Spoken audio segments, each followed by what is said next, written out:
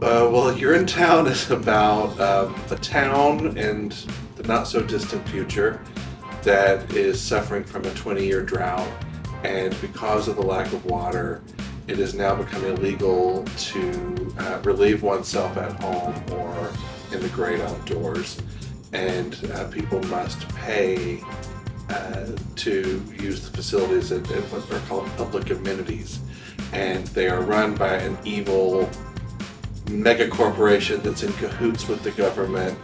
And at some point in the play, the poor decide to rise up in rebellion against this evil corporation. It's kind of become a modern classic. I saw it just over 20 years ago when it was first on Broadway, and also didn't really know what I was getting into when I saw it. I don't think I've ever laughed so hard. With any good satire, which Urinetown is straight up satire, but with any good satire, it just continues to get more relevant as time goes on.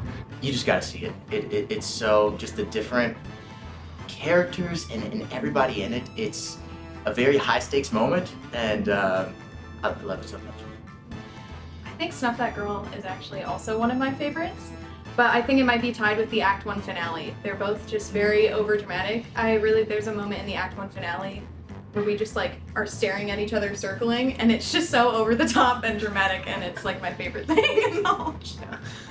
Bobby is starting a revolution. It is the beginning of that revolution. And Hope has inadvertently caused it and is now stuck in the middle of it. It's one of my favorite shows.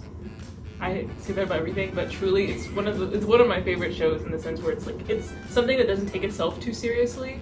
So in that sense, you're able to play around with the audience and your castmates a lot more, and it's a big opportunity to be creative and just connect with people and be relatable. A lot of shows you can get sort of lost in the dialogue, but this show is in your face, right on the nose, and everything is translated very clearly to the audience. So getting to learn all these little moments that you can have with members of the cast, and I love the dialogue, and I love how funny this show is. I did not realize how funny this show was. So in doing it now, it's becoming one of my favorite shows. One character or one rich character has that one thing that they constantly do.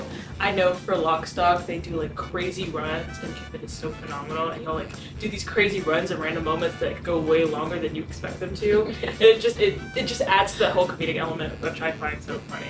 I think I'm gonna say my favorite moment in the show is probably Run Freedom Run, because I just absolutely adore that song. Russell slays that song every single time, and it's just an amazing song. Of any scene with just the poor people, which is a lot, but the second act is just like, it's number after number of them like losing their minds, and I think it's so funny, and it's so much fun to do and watch because there's always a lot going on, and everyone's just so smart with their little character moments, and I just love our like group moments where we're like gasp at random things for no reason. It's just so dramatic and it's amazing, and I love it.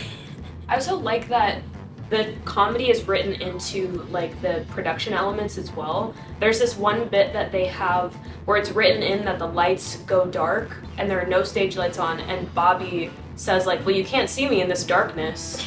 And he just totally acknowledges that the audience cannot see anything on stage, but it's like a really intense moment where him and Hope are like falling in love, and that it's just so stupid and funny. Yeah, also the music doesn't adhere to one specific genre. So if you like, 50s musical theater or like really poppy musical theater, there's really everything in between, and the big choreo numbers really reflect that. So there's really something for everyone in the musical.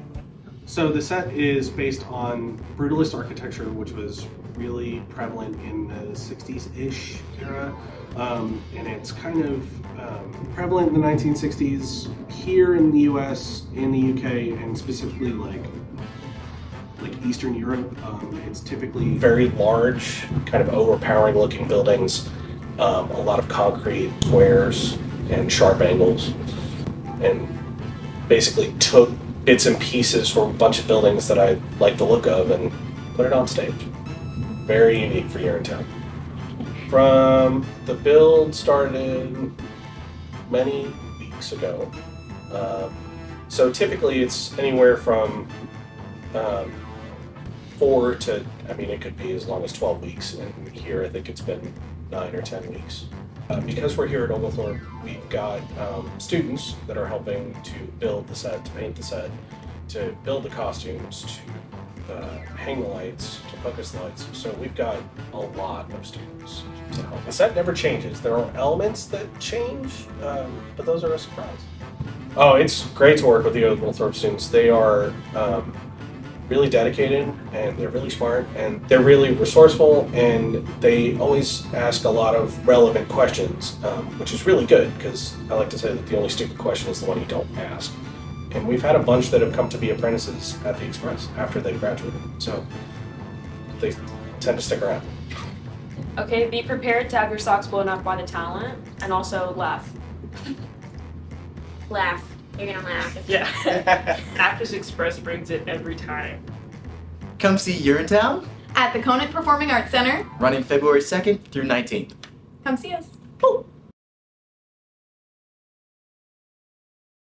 We got this. I'm gonna mess this up. We got It's okay, I said the wrong thing too.